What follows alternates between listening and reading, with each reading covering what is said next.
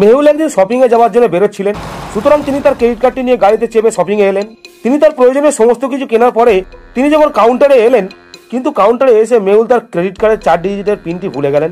কিন্তু মেহুল খুব চালাক এবং খুবই স্মার্ট, তিনি সর্বদা সেই পিনের সাথে একটি ক্লু মনে রাখেন।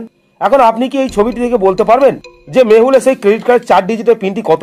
1234, 2432, 2122 না 3131?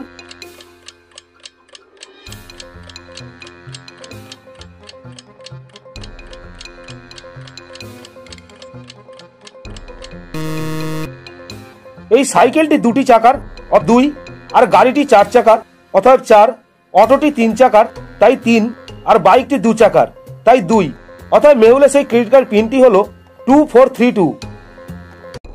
জেম তার স্ত্রী রিভার কাছ থেকে একটি ফোন কল পেয়েছেন যে যেন তিনি তাড়াতাড়ি বাড়ি ফিরে আসেন।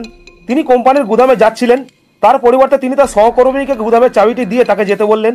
জেমস যখন তার বাড়িতে গিয়ে পৌঁছলেন, তখন তার স্ত্রী তাকে অবাক করে দেওয়ার জন্য তাকে সুন্দর ডিনারের জন্য বাইরে নিয়ে গেলেন। রাতের খাবারের শেষে যখন তিনি বাড়ি ফিরছিলেন, তখন সেখানে তিনি তার 2 সহকর্মীকে দেখতে পেলেন।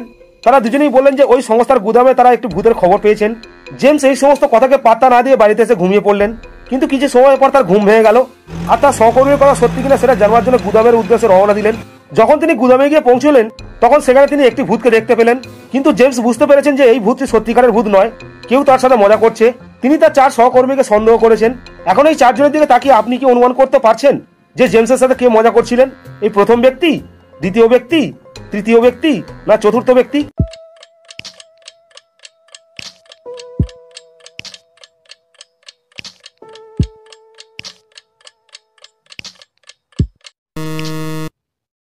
জেমস বাড়িতে যাওয়ার সময় গুদামে যাওয়ার জন্য তার সহকর্মীকে যে চাবিটি দিয়েছিলেন, সেই ভূতের কাছে সেই চাবিটি দেখা গেছে।